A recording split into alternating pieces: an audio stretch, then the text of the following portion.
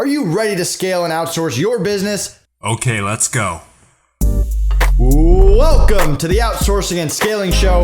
I'm your host, Nathan Hirsch, a show where we talk about everything Amazon, Shopify, e-commerce, and digital marketing. Let's get started. Welcome back to Outsourcing and Scaling. I'm here with Ryan Lee. Ryan, how you doing today? I am doing great, Nate. Ready to rock this, baby. Awesome. Well, we're excited to have you. Ryan is the founder of Rewind, home of the world's first nutrition Superbar. He's also the author of the Millionaire Workout, Passion to Profits. He was featured on the front page of the Wall Street Journal and called the world's #1 lifestyle entrepreneur by Entrepreneur. I want to talk all about being a lifestyle entrepreneur, but first, let's take a gigantic step back to when you were growing up. What kind of kid were you? Were you a straight A student? Were you a rebel? No. Walk us through that a little bit. I was definitely not a straight A student. I wasn't a rebel either. My parents just said, I was a good kid. I listened, never studied. Thankfully, when I just paid attention in class and I was able to listen and learn, I was able to kind of retain it. So I never studied, which I don't know if that's great or not, but I just was kind of like a mama's boy. As I was a young kid, I was not a good athlete, but I was always pretty fast. So that helped me get some confidence. And then I ended up becoming captain of my track team in high school and even college for all 4 years. I was a sprinter, so that gave me confidence. But I was just a regular kid. I was really lucky to have growing up in a great neighborhood. We had a neighborhood of 110 homes, and it was all kids my age. And I hit the lottery with my parents. Just so supportive. They made me feel like I could do anything. So and I started my first business back when I was 12 years old, baseball cards. I know there's a popular entrepreneur, Gary Vaynerchuk. We have very similar paths. That was my path. I started a baseball card business, and I even to the point where I was doing ads in magazines, and I would type up on a typewriter price sheets for all these baseball cards. People would send me cash and checks in the mail, and I'd mail out baseball cards. So it was pretty cool. I was doing it from the house. I love it. So you were an entrepreneur when you were 12. Mm-hmm. Did you graduate high school? Did you graduate college? I went, graduated college. My degree, I went to Ithaca College. My degree was in, believe it or not, recreational therapy. So my first job out of college, I worked in a children's hospital for 6 years and I did all of the recreational therapy. I spent 2 years in the pool doing adaptive aquatics. I did fitness and sports and games. And then at night, I put myself through graduate school. I got a master's in exercise physiology. And that's when I started getting serious and training clients on the side. And I was training them in the morning, and I started doing youth sports training programs. And I was training figure skaters and basketball and USTA tennis players.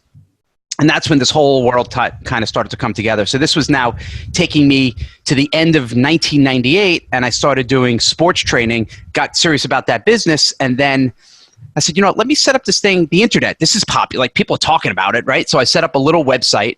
I gave my neighbor, Jonathan, he was 12 years old at the time, I gave him $20 to help me get the site up on Front Page 98. And that was the beginning. Like, I was really, really early in it. I love it. I actually almost went to Ithaca. I ended up going to Quinnipiac, but I know Quinnipiac. It's funny. So what does a lifestyle entrepreneur mean to you? Because I think a lot of people throw that word around, and to me, it's kind of like the opposite of the hustler who's working 60 hours a week. But I'd love to hear your thoughts on what that actually means. For me, it's simply building a business around my life. That's it. It's my wife and I, we have 4 kids, and as of this recording, they're 9, 11, 13, 15. It's funny, even, we talk about lifestyle. I'm filming this outside right in front of the pool, and I just hear one of my kids, my 13-year-old daughter just came on. She's like, "Hi, Dad." But it's being able to do that. It's building the business around my lifestyle. It's just putting them first, putting them before money, putting them before my business. It doesn't mean I slack off. It doesn't mean I take naps all day. It's just I schedule my time around that. So I know they're all active in sports. So their days, right now it's 2:30 p.m. So as long as I'm home by 2:30, 3 o'clock, and then I've coached basketball and football and soccer, and I've coached all the sports, and I drive my kids carpooling from 3 till 9 o'clock every night. But that's it. Like, I know that's my time. So I get up earlier. I go to the coffee shop. I know you're into virtual teams. My whole team is virtual. I have my morning huddle with my main right-hand person, Kate, every morning to talk about all of our wins and all the big stuff. We can get into some of that. But knowing, okay, dad's out of the house really early, but I'm home at 3, and then I'm all theirs. And that's it. And I stopped. I used to travel a lot. Well, not a lot. Maybe once a month I would go speak at these big marketing events. And like 8 years ago, I just stopped. I said, that's it. I'm just not going to do it anymore. I walked away from a lot of money, but I'm okay with that, you know? And you might have to make some sacrifices, but you have to be okay with it. And I get the whole hustle and grind and all that stuff, but I also don't think it's healthy. Right. Your body needs to recover. Like, you need recovery, and using the whole "I grinded 17 hours a day" as a badge of courage, as a badge of honor. Like, oh my God, look how it's. I think it does the opposite. You're better off having 1 or 2 hours of really, really super productive, focused, just shutting everything off time than 18 hours and staying up till 3 o'clock in the morning. Right. I agree. So let's talk about remote teams. Are you someone that came natural to? Because I think to some people listening, some people that might be using FreeUp or using remote people for the first time, that terrifies them. They're used to the office. They might not have experience hiring people in general. Talk to me about how you got into that. It took me probably 3 years until I hired my first person, like on a full-time basis. I started, and it's funny, even the first probably year and a half, I did everything myself. Now remember, this is the late 90s, so technology is not what it is now. There was no Facebook, there was no streaming video, there was none of that stuff. So all of the products I would sell were physical. I would go to Staples, I would photocopy things, I'd put them in 3-ring binders, I'd go to the post office with garbage bags filled with stuff and CDs and send them out. I did all the customer support, I did everything. And I'm like, this is just not the most efficient use of my time. Right. At that time, I went on a job. It was similar to what FreeUp is, but it was one from 18 years ago. I think at that point, maybe it was Elance or maybe it was whatever the iteration was before that. And I hired someone just to help with transcriptions.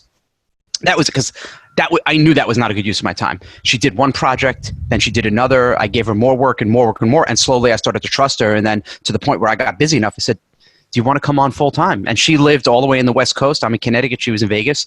And she stayed with me for 16 years. But I was definitely nervous. I'm like, man, like, to kind of give up a little bit of control and not have them face to face.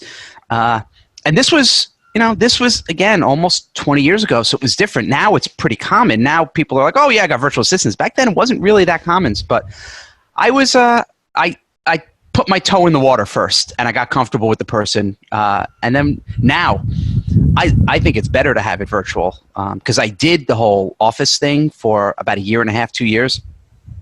I did not like it. It's just everyone there and like the problems, and can I talk to you for a minute? I got much less done. And what I found was they're less productive because, half-hour commuting there, you lose an hour right there. Right. And then if their kid's sick, they have to stay home. Like, I'm just stay home, get your stuff done, keep in touch with me. Let's have meetings, let's do stuff. But you do you, and I want other people to also have a life. I don't want them to have to work 24 hours a day. I want them to be happy, because if they're happy, they're going to stick around. They're going to be part of the brand, part of the culture, and they're going to be loyal. And I have like 0 turnover, really, because I take care of them. And they know they have the freedom, and I know I'm going to let them put their family first too. I love it. I'm in the same boat. I opened up an office, 5-6 years ago, and worst business decision I ever made. And not only just the drama and stuff, but I almost felt like I was creating a 9-to-5 job for myself, and I had to be there because if I wasn't there, nothing was getting done. But yeah, we could talk about that all day. Let's talk about your first hire. How did that go? And do you have any hiring horror stories? So she was the virtual hire was the one who's Dimitri, who's with me for a long time, who did the transcriptions and then another project. She was with me for 17 years. I just sold my company called Freedom about 4 months ago. So I just said to her, you know what, stay with them. Like, do that, because now I'm building this new company, Rewind, and what she was doing was great with Freedom, and I'm like, this is a better move for you. Just kind of stay with them as I sell to them, and then I'm kind of starting over. I'll never forget. Here's a horror story. When I was doing the CDs and packing up and doing all that stuff, it was out of we had a condo at the time in Stamford, Connecticut, and I needed help. I lived in Stamford too. We have a lot in common. Keep going. Look at that. So one of our neighbors, this gentleman, I said, I'm looking for help. Do you know anyone? I said, oh, my daughter can help. And she was, I think, 16 or 17 at the time. So she'd come like an hour or two after school, help me out, pack all the CDs, do all this stuff. And she was, I don't want to say she was a little off, like maybe like a little strange. That's fine. That's cool. She was just packing CDs, doing that stuff. And she said, do you mind paying me cash? I said, it's fine. No problem. So I give her cash. And then I gave her cash, for the week. And then she comes back the next day. She says, oh, the money you gave me, I lost. I'm like, oh, I'm sorry. She goes, so can you give it to me again? I said, well, what do you mean? She said, well, I lost it. So can you pay me that again? I said, but I already paid you. She's like, no, I know, but I lost it, so I don't have that. So could you give me the money again? I said, you don't understand. Like, I already paid you. Like that's your responsibility. And for like an hour, she could not get it. And I'm like, that's on you. And that was the end of that working relationship. That was interesting. That's funny. So you have a remote team and you want to manage them. You want to have meetings. You want to have structure. Can you tell people how you structure that? Because I feel like a lot of people struggle on how to do that effectively. Yeah, I think what happens is so there's a few things. First, I think when you're an entrepreneur, you don't want to start hiring full-time people right out of the gate, especially if you're not funded, right? It's much better to find people who are project by project and variable type stuff, and to be able to control your costs and keep them virtual. Don't have that big office. But you don't want to get to the point where it's you and you have 30 people answering to you directly, because then that's a nightmare. Then all you're doing is managing people all day. Right. So the way I like to structure it, I like to have my kind of right-hand person, my operations person. Some people call them your integrator. Right, there's a great book, Rocket Fuel, where they talk about the visionary and the integrator. The integrator, so in this business, it's Kate. So essentially the way it runs is every single morning, Kate and I, first thing in the morning, 9 o'clock in the morning, we have what's called our morning huddle. And it's anywhere from 10 to 20 minutes. This is really the structure how I run everything. First thing, before we do anything, before we get in the weeds, I say, what are your wins? What were the wins from yesterday? And we start off with the wins. Oh, we had this great email. We got this new thing. The new flavor was approved, blah, blah, blah. So we go over the wins. And I share my wins. And then we go, okay, what are we working on? And then we just go through the project by project stuff. And that's it. She manages this. We have then a customer service person who reports directly to Kate. Kate will give me okay, here's what we're doing with customer service. She's talking to the people who are taking care of the fulfillment, the fulfillment company. I interface a little bit more with like the graphics person, but she's talking to the tech person. So all of these people report to her and she reports to me, rather than me trying to micromanage and manage every single person. And we've also tried every type of project management software. I mean, everything, from Basecamp to Asana to you name it. I've tried it. Right now, what we're playing with, and it's working well, Kate and I just used a shared Google Doc. That's it. One document. Here's our to-dos. We share. We kind of cross things off. If I have a little note, I put it in there. That's our to-do. And it's simple, but that's really how we're running this big business, especially a physical product business with lots and lots of moving parts with products and inventory and fulfillment and e-commerce and all this stuff. We're doing it with a morning huddle, and it's so much more freeing because I could give it to her and she then manages. Talk to me about being a leader. Are you someone that you think it was a natural leader? You said you had low turnover. A lot of times that has to do with leadership. Mm-hmm. Or is that something that you kind of developed over time? That's a good question. I think I've always kind of been a leader. Not like an alpha male, but like I said, when I was an athlete in high school, I was voted captain of my track team. In college, I was captain. Even in college, I was given the leadership award for my department. So I guess I had this kind of natural leadership ability. And I think leadership comes down to one thing and one thing only, really. It's integrity. It's my team, my staff know they can trust me. It's about trust. And whoever I hire, through, whether it's using a system like FreeUp, whatever the program, however they come into my world, I don't even care. I don't want to say I don't care, but the skills are secondary. Anyone can learn WordPress. Anyone could learn how to set a pixel. Anyone could learn this stuff, right? But what you can't learn is that passion and that feeling for I'm here to serve other people. So that to me is more important. It's finding those people with the big heart and saying, and I'll say from the beginning, look, we are here. If you want to be part of this team, Rewind, we're here to change people's lives. It's not you're going to work 20 hours a day and what's the benefits and blah, blah, blah. I don't even talk about that. And even when I've done ads in the past, I'll say, I don't care your experience. Don't send me a resume. If you send me a resume, I'm not even going to talk to you. I don't care about your resume because they make up crap. You know, I facilitated customer experience. You were a waiter, and that's fine. It's cool, but you can't BS a BS guy. I'm from New York. I know when you're full of crap. And I say to them instead, just write me a letter. Write me a letter why you're the right person for this job. And I just get into the emotion of it. And it's about being part of this brand and changing people's lives. It's never been about the money. It's about doing the right thing and treating people well. And those are the only people I want. I will take someone who's a less gifted person, but someone who's got a little bit of the hunger. So I've always gravitated towards those type of people. So you sold your business 4 months ago. What was that process like? So I thought it was a great business. It's a membership site. It's teaching entrepreneurship, which I started in health online. That was my first thing, sports and fitness. I had the world's first sports training membership site. I kind of got pulled into this world of teaching entrepreneurship, but I was just not as excited about it anymore. It just wasn't my thing. And I went through some health challenges of my own. And when I got my health back, I wanted to create this bar because that's how I was able to do it, starting Winning the Morning. And I just wasn't as excited about entrepreneurship anymore and teaching it. So I ended up, I was trying to figure out, okay, how am I going to exit this? Two of my members are guys that I've trained that started with nothing online and doing really well. I said, you guys are smart. You pick things up quick. You're action takers, and you've got the right passion, and you put people first. Are you interested in buying me out? So it was like a couple of months of process of going back and forth. They were doing their diligence, looking at the books, and we came up with a good deal, something that made them happy and me happy. So it's been great. It was a pretty smooth transition. I kept telling my members, hey, this is coming, this transition is happening, and I kind of handed it off. And now I'm focused 100% on building Rewind. But yeah, it's funny because people talk about, oh, I want to do this business, get it up and sell it quick.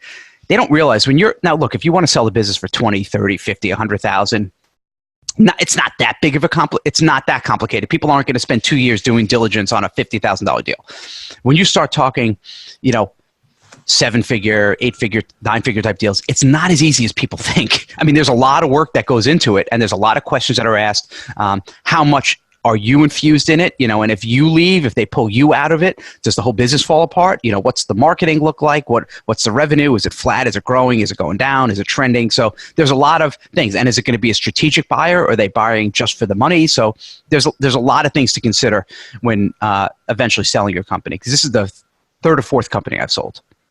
Awesome. So talk to us about Rewind. Is it Rewind, or is that how you pronounce it? Depends where you're from. Some people say Rewind. Some people say Rewind. I say Rewind, but I don't know. It's the same thing. It's like rewinding a tape. So it's a nutrition company. We're focusing on our Superbars, and the bars are vegan, gluten-free, made with all superfoods.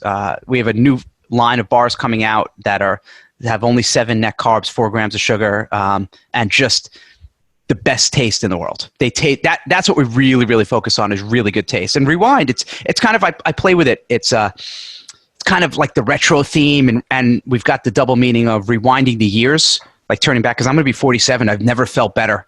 And then there's the rewind of rewinding a cassette tape or VHS tape.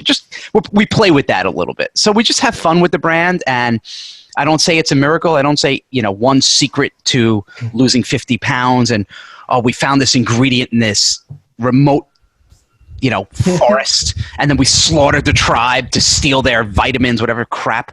I just hate that. This is about just being real and trying to help people and serve them and help them live a better life and wake up every day and smile.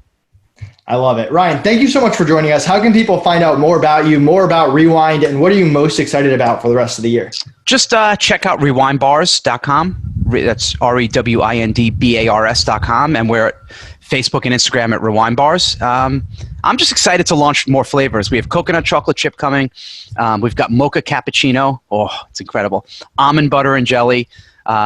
vanilla cinnamon swirl, and coconut and chocolate chip. And those are all going to be here by the summer and the fall. And then we've got about 8 more flavors lined up. And we're going to work on a mint chocolate. So it's just going to be fun putting out these new flavors. There you have it, listeners. We got Ryan, who's buying and starting and selling businesses, starting new businesses, all virtual, remote. All remote. Love it. Thanks so much for joining us. Thanks, Nate. Appreciate it. Hey, everyone. Thank you so much for watching. Did you enjoy this content?